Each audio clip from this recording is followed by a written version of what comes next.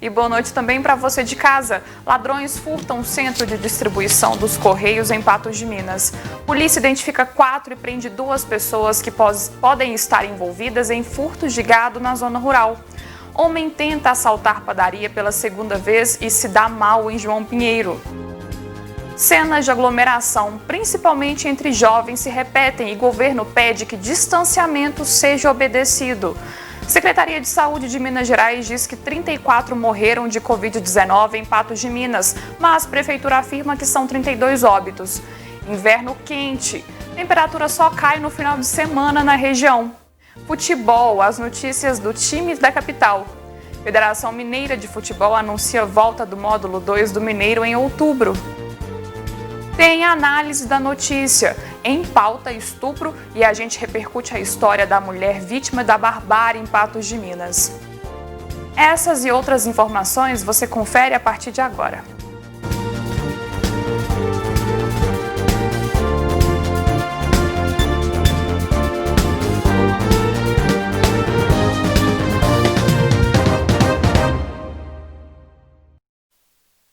O centro de distribuição dos Correios, no Cidade Nova, foi alvo dos ladrões no final de semana.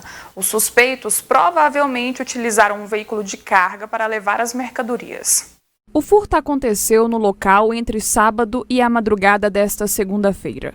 Quando um funcionário da empresa chegou para trabalhar, se deparou com um dos portões da empresa arrombado e um veículo dos Correios estacionado na rua. Por volta de 6h30 da manhã, o Copom recebeu uma ligação do funcionário dos Correios relatando que, ao chegar aqui no serviço, um dos portões estava arrombado. Então a guarnição deslocou aqui para o local. Realmente o portão, conforme vocês já demonstraram, foi arrombado. Um outro portão também foi aberto, agora já pelo lado de dentro. Então a primeira coisa que nós fizemos aqui foi isolar o local. Então o interior do estabelecimento foi todo preservado. Acionamos a perícia, que compareceu a perícia da Polícia Federal de Uberlândia. Além disso, as câmeras de segurança das empresas próximas ao centro de distribuição já estão sendo analisadas, a fim de encontrar os suspeitos. Ainda não há informações do que foi levado pelos criminosos. Os levantamentos já estão sendo feitos desde a parte da manhã. Contudo, como o lapso aí é muito grande para a gente verificar as filmagens, isso está demandando um tempo maior. Mas já estão sendo todas verificadas para, tão logo a gente consiga identificar e prender os infratores. A Polícia Militar ainda continua empenhada nessa ocorrência. Ainda não se sabe a data precisa do crime e nem o que foi levado. Um homem de 34 anos foi preso neste domingo na cidade de João Pinheiro, enquanto tentava furtar pela segunda vez uma padaria. Pois é, se até um raio cai no mesmo local, por que não um crime pode acontecer 2 vezes no mesmo local? Esse fato inusitado foi registrado na cidade de João Pinheiro, nossa vizinha aqui no noroeste do estado. Segundo informações do boletim de ocorrências da Polícia Militar, esse fato teria acontecido na Avenida Juca Cordeiro, em uma padaria que fica no centro da cidade. O homem, identificado pela polícia como Wesley Gomes do Nascimento, de 34 anos, primeiro teria ido na madrugada de sábado. Entrado na padaria, ele arrombou a padaria, inclusive imagens do circuito interno mostram a ação desse bandido. Você vê aí na sua casa, ele subtraiu um aparelho celular e também R$ 250 em dinheiro. Só que aí, na madrugada de domingo, ele resolveu voltar na padaria para levar alguns outros materiais. Só que foi impedido pela ação da Polícia Militar, porque a polícia já sabia do primeiro crime, a gerente da loja já tinha denunciado, e os militares montaram um cerco ali no quarteirão. Ele tentou fugir, subiu no telhado de uma residência ao lado da padaria, correu sobre diversos telhados de residências, inclusive provocando vários danos, quebrando várias telhas, mas a polícia conseguiu prendê-lo. Ele se machucou devido a correr em cima das telhas, foi levado para a UPA da cidade de João Pinheiro, recebeu os atendimentos médicos e logo depois foi para a delegacia. Vai responder pelo crime de furto. O celular que ele teria furtado no sábado foi localizado com ele e vai ser devolvido à dona. Agora, o dinheiro ele não foi recuperado. Mais uma ação da Polícia Militar na cidade de João Pinheiro, aqui no noroeste do estado.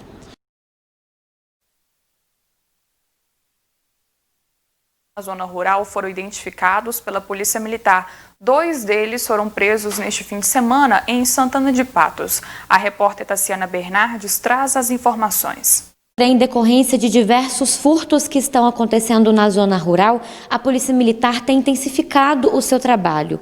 Neste final de semana, 4 envolvidos nesses furtos já foram identificados e 2 deles foram presos. Capitão Saraiva, como é que vocês chegaram até essa quadrilha que estão praticando esses furtos, principalmente de gados ali na região? A gente tem verificado o anseio da comunidade na zona rural de Patos de Minas em relação ao aumento que vem acontecendo de arrombamentos, furtos na zona rural, principalmente relacionados aí a gados, animais bovinos. E desde então a Polícia Militar vem intensificando, dentro da sua capacidade, junto com as equipes da Patrulha Rural, e repassar para todos que nesse final de semana a Polícia Militar, através do trabalho contínuo da Patrulha Rural, de levantamento de informações, conseguiu identificar aí a quadrilha que vinha atuando, que vem até então atuando na zona rural de Patos de Minas. Nós tivemos aí 4 autores identificados, sendo 2 presos em flagrante de delito ontem por receptação. Nós tivemos aí, dentro dos furtos realizados, alguns furtos na região de Bebedouro das Posses, furtos de gado bovino. E nesse sentido, a Patrulha Rural recebeu informações de um possível confinamento na localidade de Santana de Patos, sendo feita a verificação e identificação de 5 gados bovinos com marcas de identificação de um proprietário que havia sido furtado os seus gados na região de Bebedouro das Posses, isso no último dia 14. Foi feita a verificação, confirmou a questão da receptação. 2 autores que se encontravam no local foram autuados, foram identificados, conduzidos à delegacia e autuados em flagrante por receptação. Só que em relação a essa prisão, nós tivemos ainda a identificação de mais 2 autores que teriam levado esse gado furtado em Bebedouro das Posses até Santana de Patos. Eles foram localizados, aliás, eles foram identificados como sendo os autores, só que na última sexta-feira ocorreu também uma invasão, um arrombamento em uma propriedade na região de Córrego Rico, sendo 4 pessoas abordadas. Dessas 4 pessoas, 2 autores foram esses mesmos autores identificados como que levaram o gado lá na região de Santana de Patos. Então, na ocorrência de sexta-feira, eles foram conduzidos à delegacia, não foram autuados naquele momento, nessa ocorrência de Córrego Rico.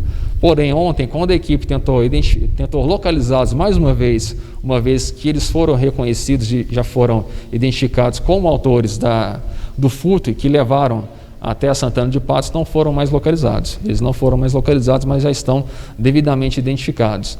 Então, a Polícia Militar quer passar aqui para a comunidade de Bebedouro das Posses, aquela região, como toda a zona rural de Patos de Minas, que estamos intensificando, sim, a presença policial por meio da Patrulha Rural. Estamos continuando no levantamento de informações para a identificação de mais autores, mas fato é que parte dessa quadrilha foi identificada, foi presa, e nós temos aí 2 autores para serem presos. Agora iremos fazer trabalhos aí junto ao Ministério Público, os demais poderes, para poder expedir o devido mandado de prisão para esses autores, pelos furtos que eles vêm cometendo na zona rural. Já são autores reincidentes, com diversas passagens de furtos.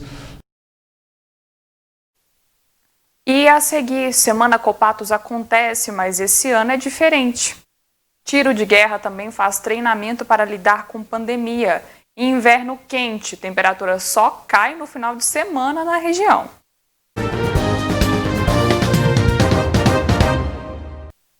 Começou nesta segunda-feira a 17ª Semana Copatos em Patos de Minas. Mas o evento, importante para o agronegócio, teve que se adaptar. Mesmo diante dessa crise sem precedentes, a atividade leiteira não parou por nenhum dia sequer. Impulsionada pelo compromisso de garantir o abastecimento e segurança alimentar do nosso país. É por isso que, para apoiar os produtores nessa grande missão e assegurar que eles tenham acesso aos insumos essenciais para a continuidade de suas atividades, a Copatos manteve a realização da Semana Copatos 2020 em um formato adaptado a essa realidade. Esse ano nós tivemos, diante desse desafio que a gente está vivendo, reinventar um modelo novo, a Semana Copatos. Então nós estamos direcionando para todas as lojas onde a Copatos tem atuação, fazendo uma Semana Copatos que antes era de 2 dias, agora passando para 7 dias, exatamente para poder aumentar o tempo das pessoas poderem dirigir a loja e com isso diminuir a concentração de pessoas também. Com o deslocamento dela de um lugar só para as filiais, também tem como objetivo você colocar a disponibilidade para o cooperado uma estrutura com as mesmas condições em cada região. Com isso também a gente evita o deslocamento, evita a aglomeração e a gente consegue atender com a mesma presteza, com os mesmos benefícios a todos e com a segurança necessária para a gente não fazer da Semana Copatos algo que não seja aquilo que a gente espera. A feira acontece em cada uma das 7 lojas agropecuárias distribuídas em algumas cidades da região. Será possível adquirir todos os produtos do portfólio da cooperativa.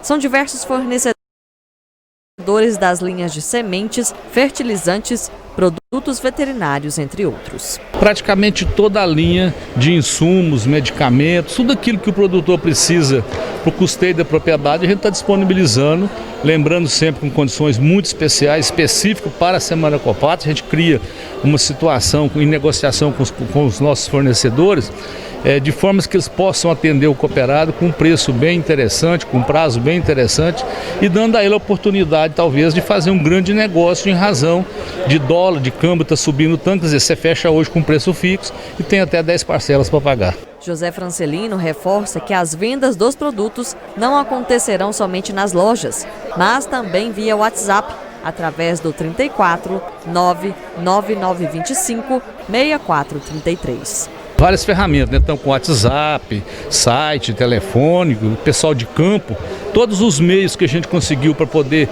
atender o cooperado, dando a ele a melhor condição, né, para deslocamento e tudo, a gente está fazendo porque é uma maneira também de você estar presente e dar a garantia da segurança para essas pessoas. Segundo André Parrillo, supervisor do Departamento de Relacionamento do Cooperado, as expectativas são as melhores. As previsões são as melhores possíveis. Apesar de todo esse momento que nós estamos passando, estamos muito confiantes, né, nas nossas negociações aqui.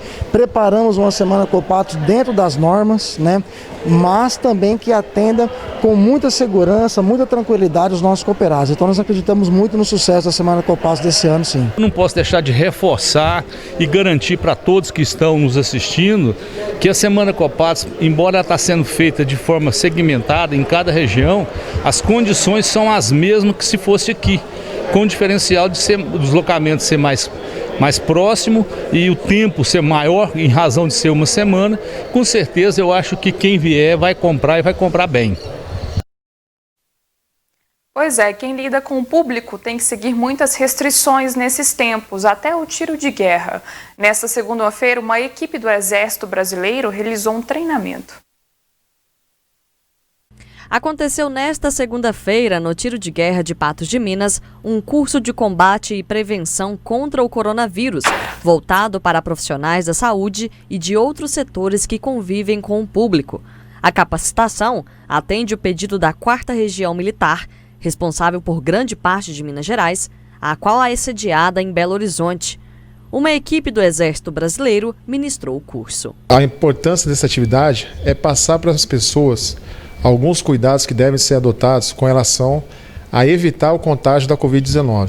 Então, na nossa capacitação, a gente passa para os nossos instruendos os produtos que podem ser utilizados para realizar essa desinfecção, qual a concentração correta desses produtos, quanto tempo eles devem agir para serem eficazes contra a Covid-19 e os cuidados que a pessoa deve ter para manusear esses produtos para evitar qualquer acidente. Além disso, a gente passa os equipamentos de proteção individual que essas pessoas devem utilizar, como colocar esse equipamento corretamente e como retirar esse equipamento corretamente.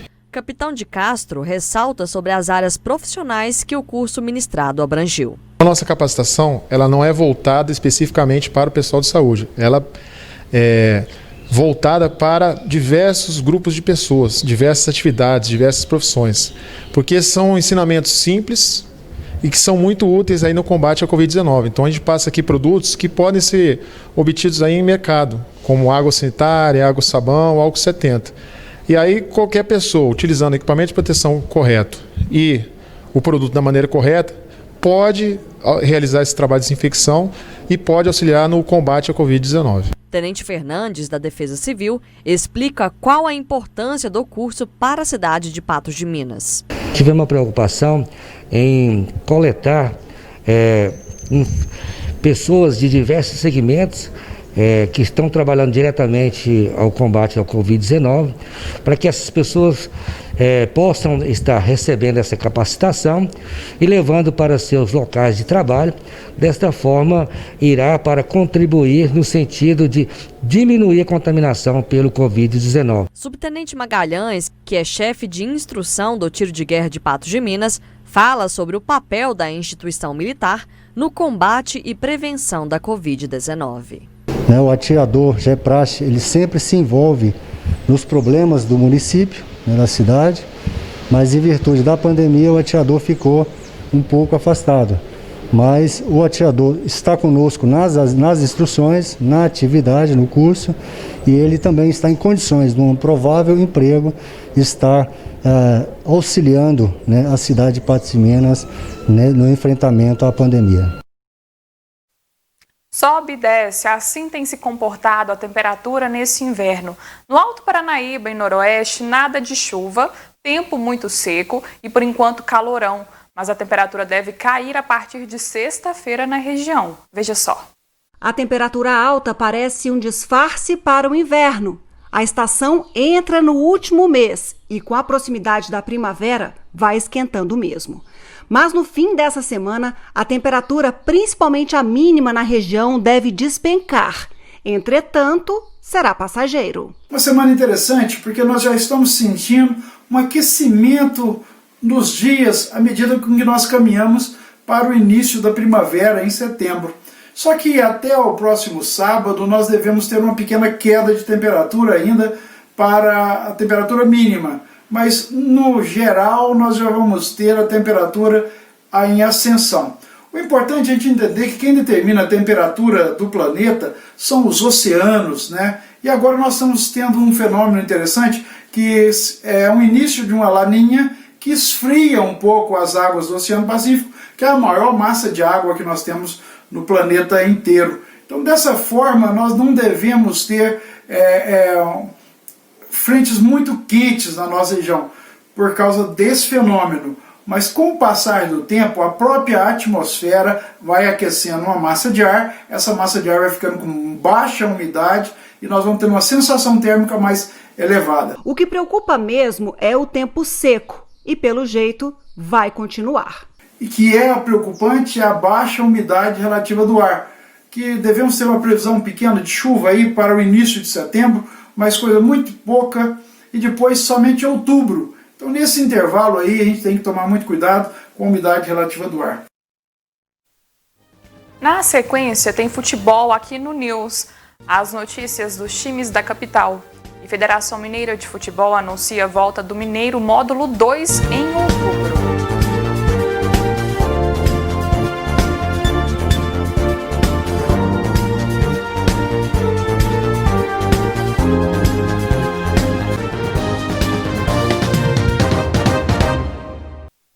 Futebol, 3 jogos, 3 vitórias no Campeonato Brasileiro. A última para a conta foi em cima do Ceará neste domingo no Mineirão. Tudo resolvido no segundo tempo e com 2 gols de Marrone.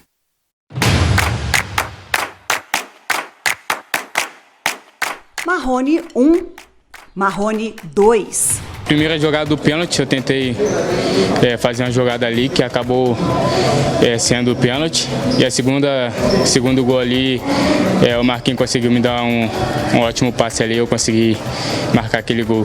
Claro que teve brincadeira e até dancinha para comemorar.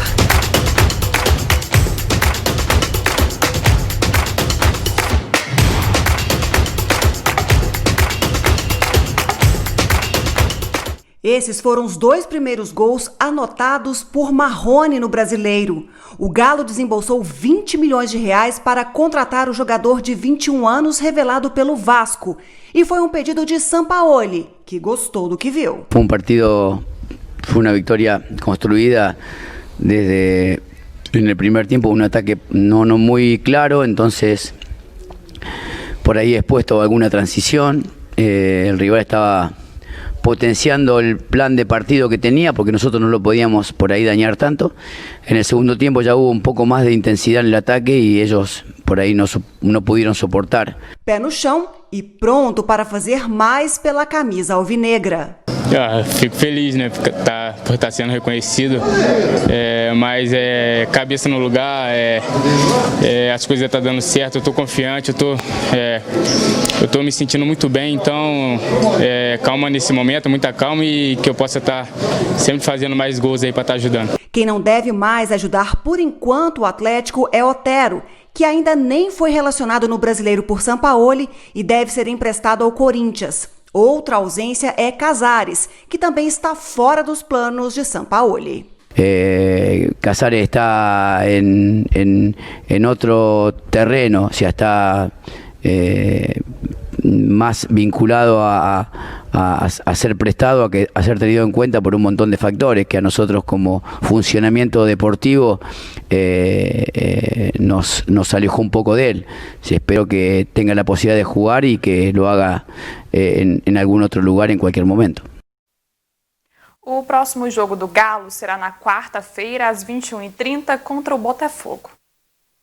O Cruzeiro venceu a terceira partida em 3 jogos e é o único 100% na Série B do Brasileiro. Com a vitória sobre o Figueirense em Santa Catarina por 1-0, o Cruzeiro, que já tinha pago 6 pontos da FIFA, soma os seus 3 primeiros pontos na competição. O bom desempenho do Cruzeiro até aqui deu mais ânimo à equipe. Que a gente precisa ter muita concentração, todos os times agora têm um objetivo claro, que é poder conquistar uma das 4 vagas. Então, eu particularmente sempre achei que a gente fosse demorar mais tempo para poder, talvez, se desgarrar, e a gente também não está assim, numa situação tão favorável, a gente ainda precisa de manter uma sequência de bons resultados. 6 pontos aí a gente já conseguiu tirar eles, né? Então isso é muito importante, porque daí agora já vai dando mais uma tranquilidade, a gente já fez mais esses 3 jogos, as 3 vitórias também é muito importante, porque dá mais tranquilidade, mais confiança. Apesar da boa fase, é preciso seguir com cautela, reflete Anderson Moreira. Com os pés muito no chão, sabendo que tem muita coisa para poder ser melhorada. Eu falei com os atletas, a gente fica feliz pelo resultado. Acho que os 15 primeiros minutos a gente jogou um futebol bacana, com algumas possibilidades boas. Depois tivemos um pouco mais de dificuldade, a equipe do Figueirense cresceu na partida, conseguimos fazer 1-0, controlamos melhor o segundo tempo, mas é o que eu falei com eles, a gente tem uma perspectiva de fazer jogos ainda melhores. Não é porque você está bem que você tem que acomodar, sempre tem que melhorar, evoluir sempre para que sempre esteja crescendo, né? E acomodar é uma palavra que não pode existir. A Raposa volta a campo na próxima quinta-feira contra a Chapecoense no Mineirão. É mais um jogo importante em casa, mais importante ainda para a gente subir mais na tabela, né? E ir subindo cada vez mais. Agora vamos falar de módulo 2, mas do Campeonato Mineiro. Em conjunto, clubes e Federação Mineira de Futebol decidiram pela volta da competição em outubro. Na reunião, ficou decidido que o retorno dos jogos do módulo 2 do Mineiro acontecerá no dia 10 de outubro. Serão 5 rodadas para o encerramento da primeira fase. O Mamoré deve enfrentar Pouso Alegre fora de casa, Serranense em casa, Nacional fora de casa, o Democrata de Sete Lagoas em casa e o Tupi fora de casa. O que foi decidido lá é que o retorno acontecerá no dia 10/10. Com partidas, 4 rodadas nos finais de semana e a 9ª rodada no meio de semana, terminando a primeira fase em 31 de outubro. Após 4 times irão para a disputa quadrangular final, 2 serão classificados para o módulo 1 e 2 serão rebaixados. Ficou acordado que cada time poderá realizar inscrição de 30 atletas sem taxa. No caso do time esmeraldino, a recomposição deverá custar cerca de R$250 mil. O custo é muito alto do retorno, o protocolo será o mesmo do módulo 1. A única coisa que a federação se propôs a nos ajudar com relação às inscrições, elas serão isentas. E também existe a possibilidade de estar em negociação que um canal de televisão transmita todos os jogos do módulo 2. Entre as medidas de prevenção ao novo coronavírus, antes dos jogos, o elenco deverá realizar teste da Covid-19. Então a gente vai utilizar o mesmo protocolo utilizado no módulo 1, né? A princípio, assim que a gente definiu o elenco, a gente vai fazer de forma antecipada, sugerir que o atleta faça o teste na sua cidade de origem antes de deslocar para a cidade para identificar se ele tem o Covid ou não. O retorno acontece mesmo com a diretoria do Sapo sendo contra.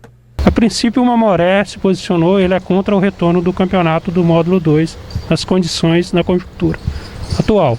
E a gente colocou também que para retornar o campeonato ao módulo 2, a gente precisaria de uma segurança de não haver rebaixamento. A seguir tem a análise da notícia. A Secretaria de Saúde de Minas Gerais diz que 34 morreram de Covid-19 em Patos de Minas, mas a Prefeitura afirma que são 32 óbitos. Cenas de aglomeração, principalmente entre os jovens, se repetem e o governo pede que distanciamento seja obedecido.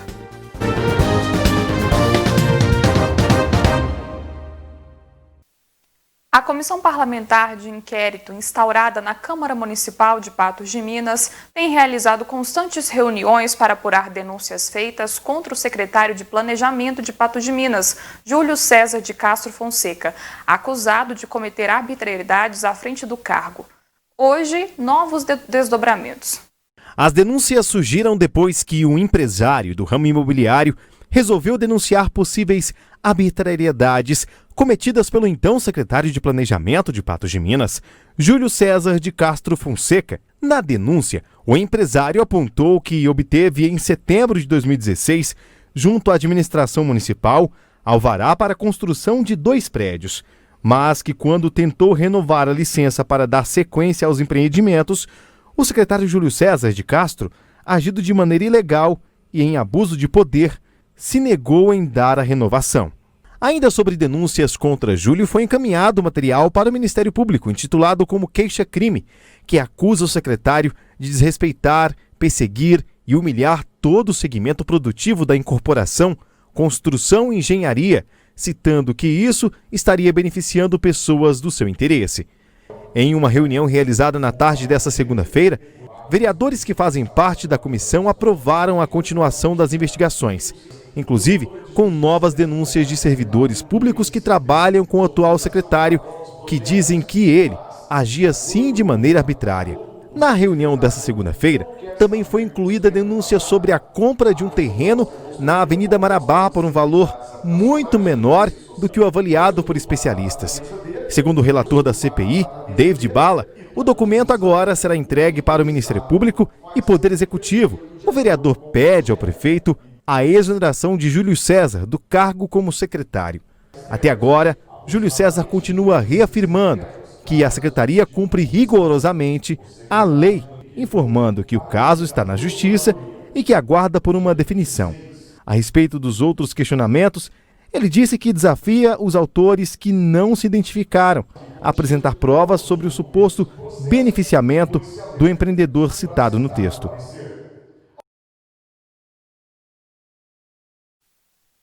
E agora é hora da análise da notícia aqui no NTV News.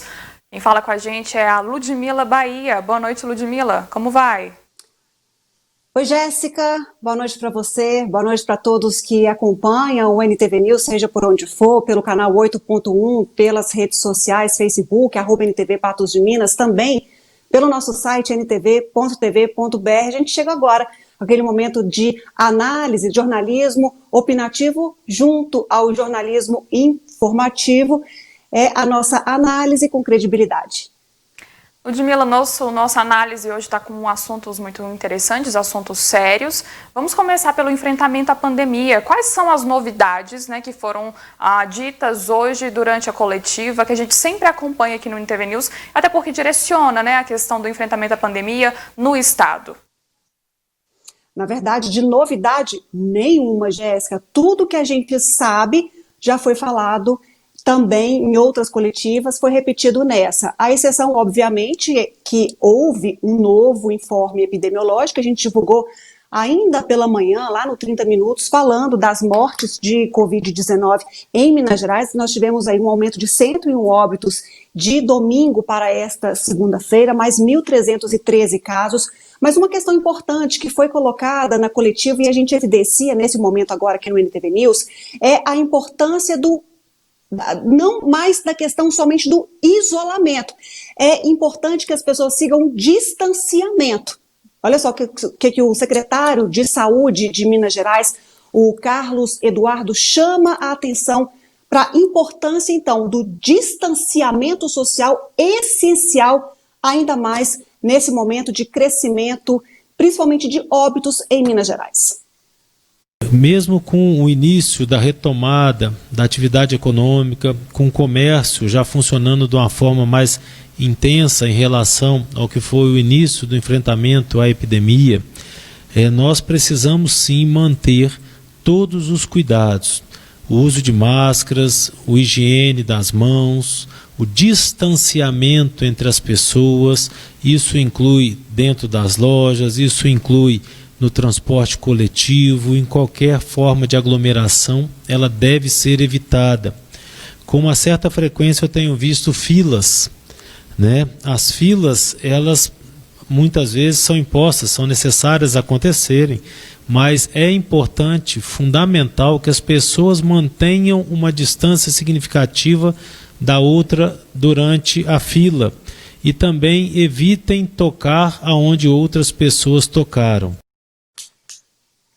Ludmila, aí fica tão claro, né, a importância de diferenciar essas duas palavras, porque com a pandemia, às vezes algumas informações podem ficar um pouco confusas, mas há uma diferença entre isolamento e distanciamento.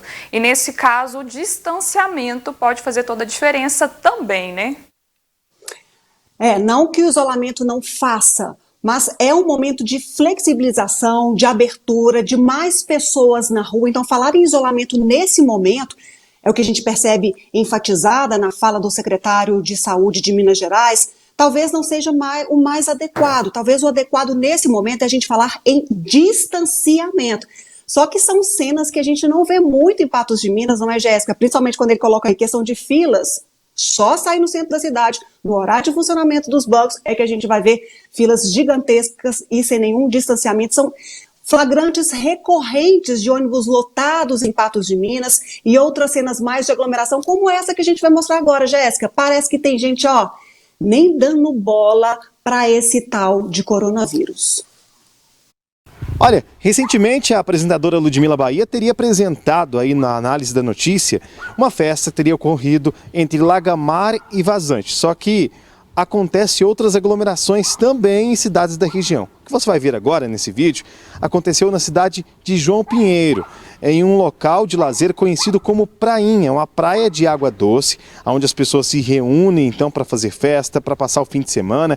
E como dá para ver nas imagens, há uma grande aglomeração de pessoas em vários quiosques, muitas pessoas bebendo e todas, gente, olha só, você confere nos vídeos, nas imagens, quase todas sem a máscara, não estavam usando o equipamento de proteção que é recomendado pela Organização Mundial de Saúde, pela Secretaria de Saúde do município. Lembrando que João Pinheiro, que fica no noroeste do estado, não faz parte do Plano Minas Consciente, tem o seu próprio plano para retomada da economia. Inclusive, lá funcionam algumas atividades, como os bares e outras atividades afins, só que está proibido a organização de festas. Nós entramos em contato com o setor de vigilância sanitária do município, que diz que não tinha conhecimento dos fatos, que vai apurar o que ocorreu, se ocorreu realmente uma festa ou foi somente aglomeração de pessoas, para tentar tomar as medidas cabíveis. Lembrando que João Pinheiro tem pouco mais de 200 casos confirmados da Covid-19 e apenas um óbito confirmado, mesmo sendo poucos casos na cidade. Com esse tipo de atitude, a situação pode mudar de um dia para a noite, esses casos podem voltar a subir no município de João Pinheiro. A gente vai continuar acompanhando o que acontece nas cidades da região com relação à aglomeração de pessoas. O que chamou atenção foi esse vídeo que você acompanha em casa. Rafael Ribeiro, direto para o NTV News. Então, Ludmila, parece que é a vida que segue normal, né?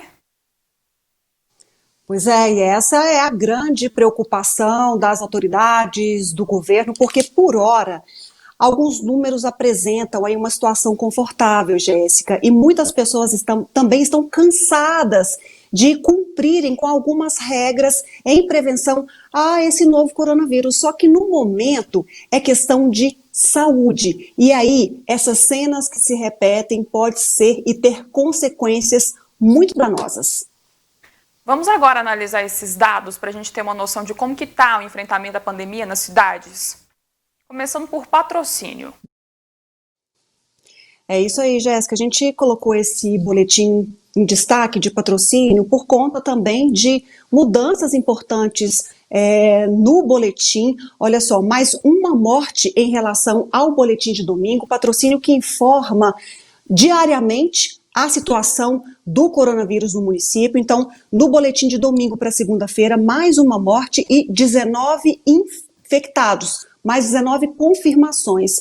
Ao todo, o município tem 795 casos confirmados. Aí o boletim tá igual, assim, a edição acabou equivocando em relação aos números, mas no boletim de hoje, 17/8, são 795 confirmados, curados 715 e 19 mortes.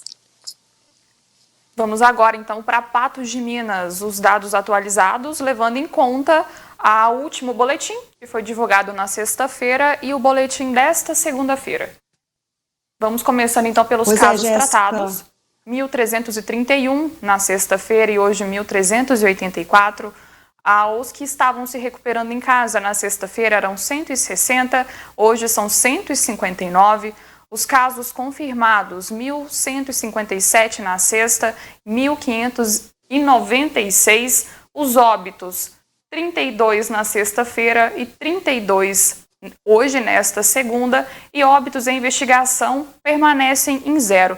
Ludmila, em Patos de Minas, então, a gente teve um aumento, se não me engano, de 39 casos, é isso mesmo?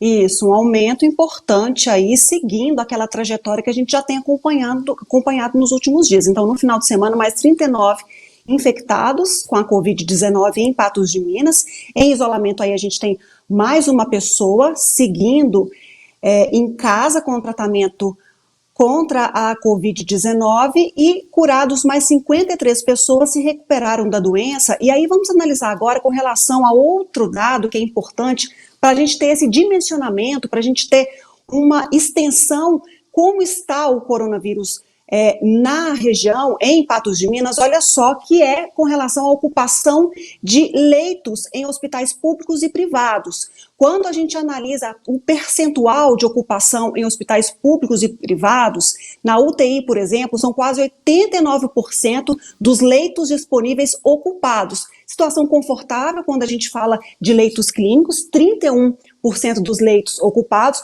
Quando a gente analisa somente hospitais públicos, ou seja, só o HRAD recebendo pessoas para tratamento de Covid-19 em UTI, nós temos 70% das vagas ocupadas e para leitos clínicos, quase aí pouco mais de 12%.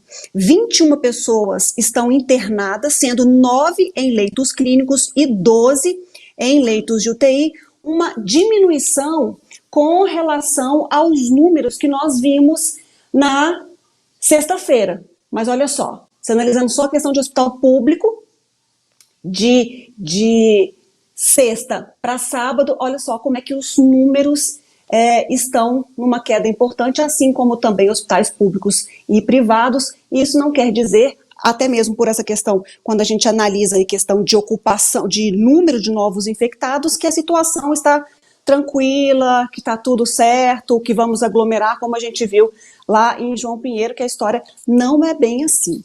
Aí, Jéssica, nós até dissemos hoje, lá no 30 Minutos, no programa Gui Boa Ventura, com relação, e aí baseado na informação da Secretaria de Estado da Saúde de Minas Gerais, que informou no seu boletim epidemiológico que Minas Gerais, aliás, que Patos de Minas, tem 34 mortes por Covid-19. Está lá no boletim informativo que foi divulgado no final da manhã desta segunda-feira. Entretanto, a Prefeitura de Patos de Minas diz que ela desconhece esse número, disse inclusive que entrou em contato com a Secretaria de Saúde de Minas Gerais para poder entender por que eles colocaram mais 2 óbitos de Covid-19 em Patos de Minas, porque eles não sabem no município. Então, está aí nessa questão de números, de divergência de números, mais uma vez, entre o boletim epidemiológico estadual e o boletim epidemiológico municipal. Ludmila, nós vamos para um rápido intervalo e na volta a gente vai girar um pouquinho de assunto e vamos falar sobre violência contra a mulher.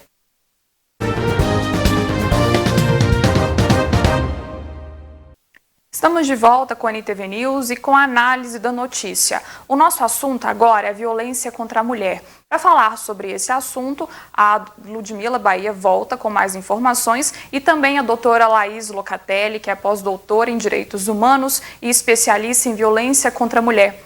Boa noite, doutora, tudo bem? Boa noite, tudo bem? Doutor, o nosso assunto agora é violência contra a mulher. Um fato muito importante aconteceu aqui em Patos de Minas que chamou a atenção, né? Uma mulher foi mantida por meses em cárcere privado e foi uma notícia muito triste. Ela se mostrou muito abalada, ela sofreu muito e esse é o nosso assunto agora. Ludmila, começo com você. Pois é, antes da gente entender toda essa circunstância e pedir à doutora Laís, que eu externo também o meu boa noite e obrigada pela participação aqui conosco no NTV News, vamos relembrar para quem ainda não assistiu esse caso, não viu, vamos relembrar esse fato que chocou muitas pessoas, deixou muita gente estarrecida e a gente vai escutar da voz, da fala da própria vítima. Então vamos entender esse caso. Vamos escutar o que essa vítima relatou junto com a Polícia Militar. Ela estava sendo dopada por esse autor, ele estava misturando alguma substância no meio da bebida dela, no meio do líquido dela, estava obrigando ela a ter relações sexuais com ele e com outras pessoas também. Ela estava muito agredida, ela até denunciou para a guarnição que ele possuía uma arma de fogo, depois a gente constatou que era uma arma simulacro e estava utilizando essa arma para ameaçar ela, agrediu ela na cabeça dela com essa arma de fogo. E ela foi socorrida de imediato para a guarnição nossa até o hospital. Primeira vez que ele bateu, eu tenho problema no nariz. Ele desloca por conta disso. É um ponto de que bater não era mais problema, que eu achava que era culpa minha, que eu merecia apanhar. Nesses últimos dias ele começou a me dar remédio. E aí ele saía, aí hoje de manhã ele voltou agressivo. Todos os dias ele bate, só que hoje foi diferente. Hoje ele me quebrou, falou que de hoje eu não passava, que ele ia me matar. Falou que ele ia me enfiar dentro do porta-mala e ele ia me matar. Ludmila, doutor, o que mais me chamou a atenção, eu não sei para vocês, mas foi o fato de que o quanto a agressão foi tão profunda que ela se sentiu culpada o tempo todo, né, nesse depoimento. Doutora, eu fiquei, e toda vez que eu escuto essa fala embargada pela emoção, eu fico arrepiada. Pela fala, pela sinceridade na fala, pelas marcas no corpo que são evidentes. Como que você, uma especialista no assunto, analisa tudo isso e a bagagem emocional que essa mulher coloca nesse caso? Ludmila, em primeiro lugar, é importante a gente saber que está diante de um quadro que transmite um horror, que reúne vários tipos de crime e tipos de violência contra a mulher. Cárcere privado, violência física, psicológica, ameaça, estupro de vulnerável, uma vez que a drogavam, o constrangimento à conjunção carnal. E isso nos faz reflexionar o que significa ser uma mulher e um homem, porque o corpo da mulher em muitas situações, e essa é uma delas, é considerado um espaço de prazer, hipersexualizado, e o corpo masculino, que vem dessa trajetória de ser considerado como forte, potente e que se apropria do que deseja, e ele fica nítido no depoimento dela. dessa jovem de Pato de Minas, e muitos outros casos de mulheres que sofrem o abuso e que estão em uma relação violenta, porque realmente há uma responsabilização da vítima, mesmo porque as mulheres são muito responsabilizadas socialmente pelo sucesso de uma relação, e conta muito para isso o sacrifício que elas fazem, seja abrir mão de sonhos, de projetos, da própria vida, às vezes, da dignidade, da criação dos filhos. É bastante complexo isso, para avaliar o que existe no mundo exterior, que ela aderiu como verdade, e o que existe no mundo interno dela, que dá respaldo para que isso aconteça. Olha esse outro trecho da fala, quando você coloca essa questão da responsabilização, olha que ponto que essa tortura chega como verdade também para essa mulher que pensa que é a culpada pela relação, mas depois disso tudo desmontado, depois que ela percebe a realidade da coisa, olha o pensamento aonde vai, onde chega essa ideia ou como ela se vê daqui para frente. Sabe que apoiar não é mais um problema, é lavagem cerebral. Ontem eu não consegui ouvir uma moto passar, eu consegui ouvir um carro, eu não consegui dormir.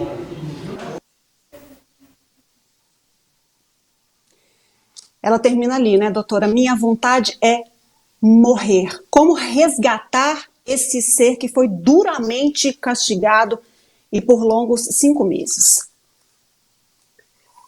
A gente tem que pensar, sempre que fala de uma vítima, de uma mulher que sofreu uma violência, que ela não se dá de uma maneira imediata. Normalmente ela costuma ser progressiva, até para a gente tirar do contexto da culpa, né? Ela vai criando um formato dentro da culpa, dentro da submissão, que fazem com que ela, a longo termo, fique, de alguma maneira, desnutrida emocionalmente. Ela deposita uma grande quantidade de energia sua, de libido sua, da sua vida, nas mãos desse relacionamento, criando uma dependência emocional, muitas vezes uma dependência econômica, misturada com ameaças, ameaça contra a sua vida, às vezes contra a vida da sua família, do seu filho, que a vai deixando muito fragilizada, muito desnutrida de afeto e de recursos próprios, para que ela consiga romper aquela situação de violência e se reconstruir de alguma maneira. Por isso que eu sempre digo, Ludmila, quando eu estou falando, especialmente para o público mais jovem, que é essencial a nossa responsabilidade, e nesse caso é muito nítido, porque se chega até nela, se faz esse resgate através de uma denúncia. Todos nós estamos nesse lugar onde isso acontece, né? Nós somos a plateia, nós devemos sempre denunciar todas as situações, mesmo que não temos certeza. Tenha dúvida, deixa para a polícia investigar, para as autoridades procurarem esclarecimento. Com certeza. Jéssica, inclusive, nós recebemos aí centenas de comentários, seja nas nossas postagens no Patos Já, seja nas postagens nas redes sociais, e aí nós destacamos alguns comentários aqui, até para ver agora a percepção quando a sociedade recebe esse tipo de informação, que muitas pessoas pensam assim, não, isso não existe mais, é coisa de um passado distante, isso aqui não faz parte de um contexto em pleno século XXI de pessoas bem informadas. Olha só, vamos destacar então alguns desses comentários, vamos colocar aí na tela para a gente ver. Olha só, uma delas diz o seguinte, que ela também sofreu esse abuso psicológico e ela simplesmente tem medo até de sair de casa, e ela fala que foram tantas as agressões vividas que, inclusive, deixou até os filhos com a mãe, porque ela acha que é uma pessoa fracassada. Ou seja, ela se viu, em algum momento, né, doutora Laís, nessa história que a gente apresentou aqui, que aconteceu na última sexta-feira, em Patos de Minas, quando foi descoberto esse caso, e aí veio o testemunho de mais pessoas em casa sofrendo dessas mesmas violências. Eu acho que o X da questão aqui é como que se faz para sair de uma relação de maltrato ou de violência. Primeiro que é fundamental reconhecer que essa é uma situação de violência, que não é cuidado, proteção, que não se tem uma responsabilidade pelo maltrato, né? A questão da culpa, eu provoquei tudo isso, estando consciente da situação em que se está, então se deve denunciar, pedir ajuda para a família, para os amigos, vizinhos, colega do trabalho, qualquer pessoa que possa se engajar para que ela não fique sozinha, e também sozinha estando à mercê de uma nova agressão, à mercê desse agressor, que pode chegar a vias de fato do feminicídio, como ele ameaça essa jovem de 19 anos que está nesse estado fragmentado de personalidade já, né? E entender que vai ter uma transformação que vai passar pela dor. Abrir mão dessa paixão e saber que isso é possível, que vai passar essa dor, esse sofrimento por abandonar essa paixão, esse objeto de desejo, esse amor, ou como essa pessoa vem a denominar essa relação. É importantíssimo contar com uma rede de apoio, para que ela possa se fortalecer também. Doutora, e nesses Doutora Laís, a outros gente tem dois na tela aí, isso. As pessoas estão falando, né? Quando for namorar, um homem procura saber quem é. O segundo, filha, se valoriza, é como se fosse possível, né? Entender e descobrir quem é esse parceiro. Doutor, é possível ou não perceber alguns sinais de que a relação está doente ou que o parceiro tem um comportamento agressivo, por mais que no início ele não tenha manifestado? Sabe que é muito interessante essa pergunta, Jéssica, porque eu moro na Espanha e aqui as campanhas de conscientização estão voltadas muito para o público jovem, porque se constatou que eles têm uma enorme dificuldade de compreender o que é uma relação violenta no seu início.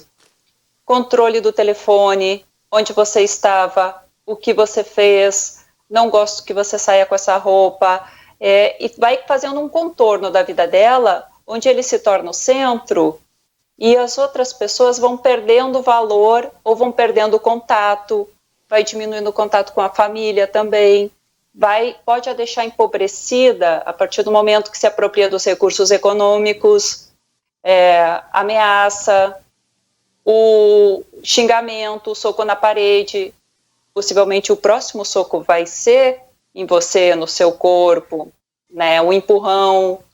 Então, todos esses sinais, eles têm que ser levados super a sério, não deixando que eles venham a acontecer e tomando proporção, uma proporção maior. Uma outra questão que é colocada aí na tela por um outro comentário, doutora Laís, que uma pessoa comenta o seguinte, olha, tudo bem, né? Eu acho que na concepção dela tem que denunciar, mas interrogar essa vítima na frente do agressor ou no julgamento colocá-los frente a frente não é uma questão ainda de mais sofrimento para essa vítima que está coagida? Como é que é o comportamento da lei na hora da frieza ali do julgamento dos fatos? Tem situações que já se pode pedir em juízo para que se seja separado, justamente porque existe um medo latente, pode ter ameaça, pode ter contornos muito complicados que não sejam visíveis ali naquele momento de juízo. É por isso que era tão importante a estrutura que seria proporcionada pela Casa da Mulher Brasileira ou por um espaço que essa mulher tenha um atendimento integral. Com advogado, do MP, etc., de várias linhas, para que ela não tenha que ficar repetindo que ela esteja num espaço de proteção e que, se isso não for possível, em juízo, que pelo menos ela tenha um respaldo policial para não ficar aquele de cara a cara. Porque realmente pode ser constrangedor e pode ser inibidor de uma produção de provas, de um testemunho. Bom, doutora Laís, nosso tempo aqui acabou no NTV News e foi muito triste o dia de hoje com relação a novos casos que foram descobertos em relação à violência contra a mulher. Tivemos um caso em Várzea da Palma, onde que um sujeito ele usou de eventos religiosos para estuprar meninas, dezenas de meninas, e esse crime está em investigação, chocou muitas pessoas também. E uma outra questão que foi assunto no final de semana, segue com bastante discussão, foi com relação à interrupção da gravidez da garota de 10 anos de idade, que gerou aí uma série de repercussões. Rapidamente analisa para a gente, inclusive a gente tem algumas imagens de um protesto que foi realizado ontem na frente do hospital em Pernambuco. A menina, que é do Espírito Santo, teve que ir para outro estado para poder interromper essa gravidez, mas teve aí o apelo, o cunho religioso, onde algumas pessoas colocavam, olha, não ao estupro, não, é uma vida. E aí, do outro lado, uma garota, uma menina de 10 anos, grávida, fruto de um estupro que se seguiu aí por anos, pelo menos 4 anos, e da manifestação dessa menina também em interromper essa gestação. Eu acho que urge a gente pensar o seguinte, Ludmila, que o contexto de que acontece essa história horrorosa, esse acontecimento que é aterrissador, que é 50% das meninas que sofrem violência sexual são menores de idade, são meninas de 0 a 13 anos, e que 76% dos agressores são conhecidos da vítima. Então, o que se pode fazer? Estar extremamente atento para reconhecer quando um abuso está acontecendo. Olhar para os nossos filhos e para as filhas, para os alunos ou para as crianças com quem a gente convive, para perceber mudança de comportamento, marcas no corpo, estar atento, ter essa responsabilidade em denunciar, não importa quem for, pai, padrasto, avô, tio, primo, irmão, professor, um amigo da família, vizinho ou um estranho também, porque a partir dessa contenção, dessa proteção da criança, se pode minimizar esse número de vítimas. Frente a este caso, tem uma falha na legislação brasileira muito importante com relação ao aborto. Isso tem um cunho religioso, né? Eu posso fazer um comparativo com Espanha, que aqui os menores não precisam nem de autorização dos pais para fazer um aborto nos 3 primeiros meses. Não é um crime. Por ter essa configuração moral no Brasil, religiosa, jurídica, que é difícil efetivar, tem uma dificuldade de encontrar um médico que aceite, um hospital que tenha o protocolo adequado. Isso vai se estendendo, isso vai agravando a situação dessa criança. 10 anos, tem um corpo que não está preparado para isso, né? Que tem um risco de vida dela. Exatamente, são questões biológicas aí que vão e apelam, logicamente, para um bom senso muito grande aí. A gente viu, as imagens que a gente viu foram imagens de internet de mais cenas de violência na porta do hospital onde que essa garota foi internada para que foi realizado, então, o aborto. Doutora Laís, eu quero te agradecer pela presença aqui no NTV News, dando aí a visão de uma especialista nesse assunto, de uma estudiosa que traz ainda elementos para efeitos de comparação, até mesmo porque você vive em outro país que tem uma realidade e muitas vezes a gente tem que aprender com o que os outros estão fazendo, copiar o que os outros estão fazendo e que está dando certo. As boas práticas, né, Ludmila?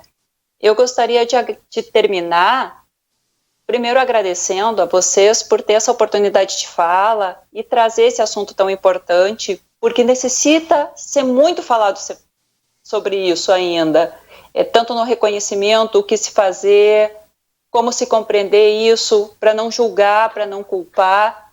E eu gostaria de terminar com a fala do médico do Congo, que ele foi ganhador do Prêmio Nobel, e ele abriu um hospital somente para atender crianças e mulheres vítimas do estupro. E ele diz o seguinte: quando você vê um bebê, uma criança inocente sangrando com os órgãos genitais rasgados, você se pergunta sobre a humanidade. E a resposta sempre é uma educação, uma reeducação, construção dos valores, cuidado com os nossos filhos, proteger o nosso ambiente, para que isso não tenha porosidade e que possa acontecer. E quanto mais denunciarmos, mais vamos inibir esse tipo de prática, esse tipo de violência, essa agressão ao corpo da mulher, que antes de ser um corpo é um sujeito e deve ser reconhecida como tal, inclusive no seu direito de querer ou não querer, desejar ou não desejar, de ir e vir, deixar uma relação, que é quando acontece a maioria dos crimes, quando a mulher rompe a relação ou não se põe mais como objeto. Exatamente, Obrigada, é preciso doutora, interromper pelas esses informações. ciclos de violência. Obrigada, doutora Laís. Obrigada, Jéssica. Até amanhã. Beijo para todo mundo. E muito obrigada a você também que acompanhou a edição de hoje do NTV News. A gente volta com mais informações amanhã às 19h. Não se esqueça que você também pode acompanhar todas as nossas notícias pelo portal Pato Já. Tenha uma ótima noite e até amanhã.